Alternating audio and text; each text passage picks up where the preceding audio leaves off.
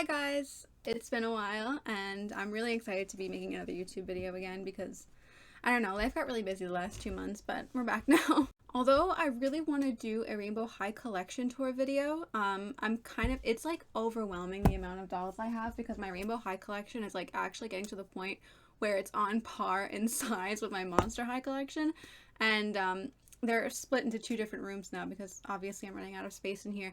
It's going to be a bit of an undertaking is what I'm trying to say, so I'm going to save that for when I have a little bit more energy, and today's video is going to be talking about something that I've wanted to cover for a really long time now, which is Novi Stars. I am obsessed with Novi Stars, and it's probably because I cannot get my hands on these little shits no matter how hard I try.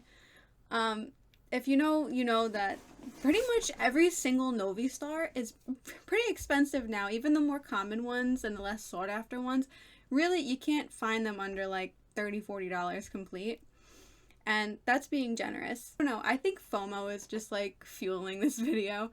But if you've been curious about the history of Novi Stars and the cast of characters, strap in because we're going to go over all of that today. For those of you who don't know, Novi Stars was a very short-lived but deeply beloved doll line in the community. There's a little bit of a cult following of these dolls, which contributes to their insane price tag because if you like them, they're really hard to get. Unlike my other videos where I kind of just go off the cuff, I did write a script for this video, so if you see me like looking over to the side or like anything weird like that, just know that I'm focusing so I don't stutter or screw the video. The story of Novi Stars begins in 2012, which was a really good time for doll collecting. Like, the stuff was just popping off back then. I mean, I'm not huge, I wasn't huge into doll collecting at this time, but from what I know, Monster High had come out, Bradzilla's was in competition with Monster High, and then like Novi Stars was also kind of around at this time, so 2012 was a really like a golden era for doll collectors. They're made by MGA, who produces Bratz, Rainbow High, Lala Loopsy, a lot of other really huge doll brands, LOL Surprise. MGA has always been a little bit more adventurous in their doll designs than Mattel, so Novi Stars being produced by them was kind of exactly like in their ballpark of possibility. I don't even know what that means, but basically Novi Stars is a very MGA thing to produce. Novi Stars, from what I understand, are cute little alien girls who love fashion, and they were like, we gotta come down to Earth because they've got the hottest fashions. It's a really like cute, simple idea, and it's really no wonder why it took off so crazy. Like all the other doll lines this time, each Novi Star has their own like cute personality and like appearance and gimmick basically. So now that all that intro is out of the way, let's talk about the exciting stuff, which is the characters. Now the first series of Novi Stars contained 4 dolls. We have Ali Electric, Ari Roma, Universe, and Maytalic. Now, when I think of Novi Stars, I always think of Ali Electric and Ari Roma because I found them in a thrift store and I passed them up like an idiot, and that memory haunts me to this very day. At the time, I was pretty much only thrifting for Monster High, and I had no idea what I was looking at when I saw these two in a bag. And I remember like posting on Twitter a picture of them and being like, what are these? And my friend was like, they're Novi Stars. And I was like, cool, don't know what that is. And I put it back. Probably made some other collector very happy. Ali Electric's gimmick is that she's like glowy, I guess. It's Ali Electric, get it? She's a green doll with pink hair and cute little antennas. I mean, all of them have the antennas, but they're all different shapes. I think all of the dolls come with a pet. I'm unsure if they came in the box with the doll or if they're separately sold like Bradzilla's pets were. But yeah, they're just a little cute pet too. Ari Roma, I love this doll because she has that cool space helmet, and I wish more dolls would have a theme like this. Like, I think Zoe Electra from Rainbow High would be perfect for a space helmet. Ari Roma's gimmick is that she smells good. I get it, aroma. All their names are puns, like very similar to the Monster High universe, like how all their names are like cute little spooky jokes. Next up, we got Universe, who has really cool, I think she has like glitter in her legs, and like you could like move the doll around and the glitter would like swish around kind of like a snow globe, which is a really cool gimmick in and of itself, but her design is also just really pretty to me. I really like her. Maytalic is probably my least favorite out of series 1. She's cool looking, but like, I don't know. I guess it's just something about the like muted pink chrome skin combined with the blue hair and like very like tiny nothing outfit that's just like, this doll isn't like interesting to look at as far as I'm concerned.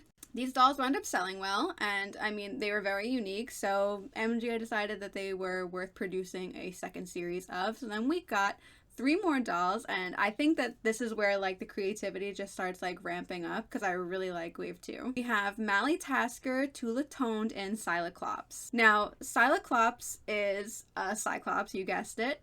But I don't know, her character design to me like leaves a lot to be desired. Something about this doll is just so like when you put her against all the other Novi Stars. I feel the same about her as I feel about Metallic, honestly. But maybe even a little worse, because I think of my beautiful girl Iris Clops from Monster High and just think of how successful of a Cyclops that doll is, and think about how much of a wet fart Cyclops is. Like, don't hate me for saying that, that's just how I feel. Next up, we have Tula Toned, who I think in a very similar way to Universe had like liquid in her legs that was like two-toned, and you could like swish it around and like play with it. Pretty cool. I see a lot of like, however many of you are familiar with the AliExpress Novi Star dolls, I see a lot of her specifically on there, like her face mold or whatever. So even though this doll is not like a piece of garbage, like my brain for whatever reason is just like, oh, that's the AliExpress doll whenever I see her. She is cool though. But like Mally Tasker like blows these two out of the water. I'm so sorry. Mally Tasker, as her name suggests, multitasker, she is an alien with 4 arms, and her little talent is that she can do a couple of things at once. In fact, I think in her box, when you bought her, she would have, like, accessories to, like, put in all 4 of her arms. I've researched this video, but, like, do not crucify me if I'm wrong. I think the next release after this was Orbit Beach, which featured characters that were already established. So we had Ali Electric, Metallic, Ari Roma, and Universe in this line. So the Orbit Beach series is basically, like, summer-themed dolls, and they were a little bit less detailed, I guess, than the original cast, because it's like a beach line, so they're wearing like cute little summer relaxed outfits. They came with less accessories. I don't think these came with pets or anything, but they did have funky cool sun visors, and Ari Roma still has her bubble. Next up, there was Stellar Skins.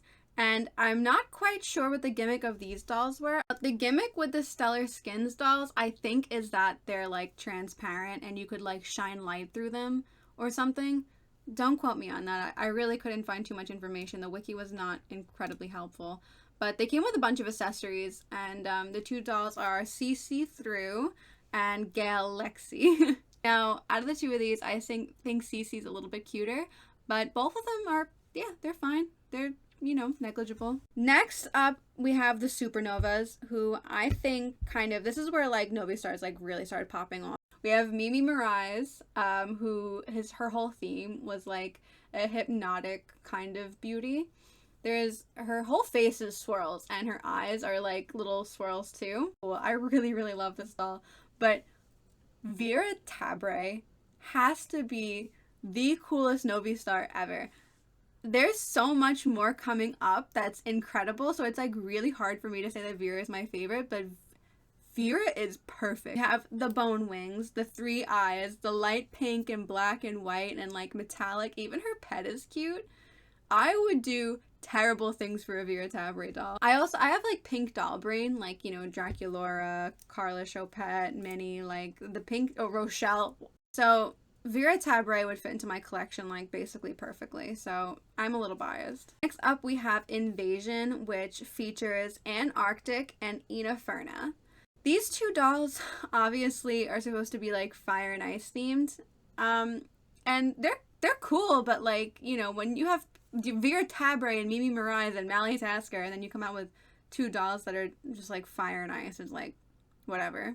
They don't do it for me, but they do it for a lot of people. So if you love these, like, please don't, like, dox me. I think a lot of dolls came out that overshadowed them is the problem. Next up, we have Curl and Coil featuring Robotic and Television. These 2 dolls are so cool. I love the hair gimmick so much, and I would love to get my hands on one or both of these at some time in the future. Now, Robotic has, like, a little,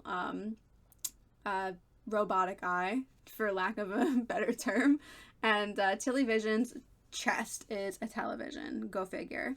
These two dolls are very cool. I'm pretty sure they came with pets too.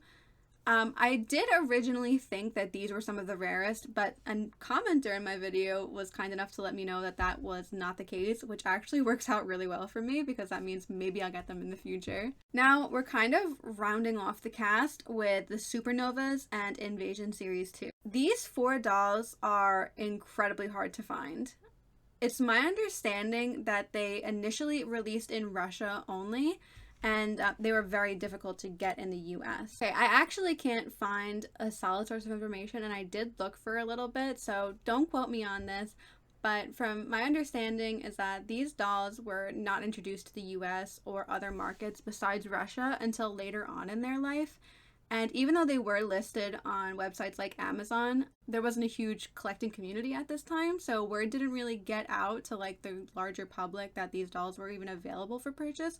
So they're pretty much impossible to find on the secondhand market in good condition these days. And because of that, the price can be insane. When I say insane, like, you might think like I'm exaggerating, but like they're pretty much unfathomable for some of these dolls. Let's go over them slowly. The Supernovas was 2 dolls. We have Doe A. Deer and Justina Hour. Doe A. Deer is probably my second favorite doll, if not my first, right up there with Vera Tabre. Now, I took some time to look up the sold listings of these dolls just because I knew they were like absolutely outrageous. And it seems that they are cheaper in the United Kingdom than they are in the United States, which is where I live. Doe A. Deer sold on June 8th for $595 and $15 of shipping. That is insane. There are a few dolls that I know of that fetch such a high price. Even in my collection, the highest value doll is probably Valentine and Wisp, which are around $300-400 each. And I didn't even pay that much for them. So I just can't even wrap my head around buying a $600 doll. Maybe someday in the future, you never know. I mean, she's very pretty. Like, I'm seeing another listing here right now, and this one is from the United Kingdom where they are a little bit more affordable. This one sold for $315.69 on June 7th, and this one has no clothes, no accessories, it looks like. Now let's look for Justina Hour. Wow, okay, I was not expecting this, but it seems like Justina is even more expensive than Doe A. Deer. I found a listing here from May 21st of this year that was from the United Kingdom, where they are more accessible, that sold for $947.06 plus $67.95 of shipping. That is insane. I mean, I really like these dolls, but $1,000 for a doll is just crazy. And with that being said, that's not even the worst. We still have 2 dolls that we haven't talked about yet, which are Carmela Sweet and Frostina Sprinkles, which were in the Invasion Series 2. I'm pretty sure these were the last 2 that were ever released before Novi Stars kicked the bucket. Now, I think Carmela and Frostina are 2 of the prettiest dolls ever made, so it's really such a shame that they didn't get released to a wider audience. I'm looking up how much they're going for right now. Whoa, okay. So, looks like Frostina's a little bit more affordable than Justina. I see one here that's sold on June 10th for $359.88 plus $47.68 shipping from the UK. She's out of box, but in-box ones can fetch an even higher price apparently, as one sold on April 17th, 2024 for $726. So that's crazy. The last doll that I want to talk about is Carmela Sweet, who, I don't know, maybe because, like I said, I'm not really involved in the community, so you can correct me if I'm wrong, but it seems like Carmela is one of the most sought after and one of the scarcest, and because of that, prices are pretty outrageous for her. So I'm looking at a listing right now that sold on May 21st for $1,010 plus $70 worth of shipping, and just looking from the listing photo, this doll's hair looks like it's been through something. If you think about, like, the kind of work it's going to be needed to bring that doll back to its former glory, and you're paying $1,000 for it out of box, like heavily played with, it's like, wow. Because at the end of the day, these are all Playline dolls. Like, these are not like Disney collector edition or things that, you know, the MGA is producing with adult collectors who are going to take pristine care of these dolls in mind. They're producing these dolls to get beat up by children. I mean, I totally get it, but like, it is crazy. We got some more listings here. It seems like that was just like a one-off thing that happened. We got one that sold for $614 in May, and then one new in box that sold for $678 back in April. So not everyone is crazy. I think what contributes to these dolls fetching such insane prices is FOMO, because these dolls are getting harder and harder and harder to find as time goes on. Novi Stars is a very beloved, very strange doll line that came out of basically nowhere, and that there has been like no evidence will ever be re-released or make a return. And even if they did re-release these dolls, it's very likely, in my opinion, that they would release like the core cast, like Ali Electric, Ari Roma, Metallic, Universe, way before they would consider re-releasing dolls like Doe Deer, Carmela Sweet, and Justina Auer, which only had a very limited release. If they're gonna do reproductions, they're gonna reproduce the dolls that did the most numbers. And unfortunately, that means that these rare dolls are only going to continue to get rarer. Anyway, if anybody has any Novi Stars that they want to donate, I am accepting Novi Stars donations. This would be a really funny time to plug my P.O. box if I had one. If I had one! So now that we've gone over every single Novi Stars doll, let's answer the question on everyone's mind. Why did Novi Stars stop producing dolls? So there are like several reasons why Novi Stars were ultimately discontinued by MGA. I can't say one affected them more than the other. It's just kind of like normal doll industry BS. First of all, 2012, 2013, 2014 was like a really like competitive time to be in the doll community. Like as a producer, a lot of really very high quality fashion dolls were being put out at this time, and it's just hard to keep up. With a doll like Novi Stars, they're already like competing with themselves, MGA, right? Because they have Bratzillas going on at the same exact time, which kind of scratches that like unique doll need, right? Rapid releases from competitors, just changing interests in the children's toy industry. There's also to take into consideration that these dolls were very detailed. Each one had like a different like sculpt from the next, basically, which lends to high production costs. The unique gimmicks were also kind of costing MGA money. So Novi Stars was actually only around for I think 2 years in total, which also is a big reason why they're like so hot on like the secondhand doll collectors market right now, because that's not a very long time to sell dolls. If you think about Monster High, where dolls get released and re-released and re-released and re-released and re-released, and there's like thousands of them in circulation, I guess it makes sense that these ones are priced a little higher. They're just, you know, harder to get your hands on. There's less of them in good condition today because there's just less of them in general. I am always very, very, very impressed with people who have like a lot of Novi Stars, because like I recognize like how difficult that is to do and how much money that takes. My entire doll collection is probably worth the cost of like 10 Novi Stars, if I'm being honest. Like 10 of the most expensive Novi Stars. And I have like 80 dolls. So that speaks volumes in and of itself. Now, let's talk about some fun facts. The packaging of Novi Stars, the handle on the top clicked off and you could use it as a headband, which is also really cool.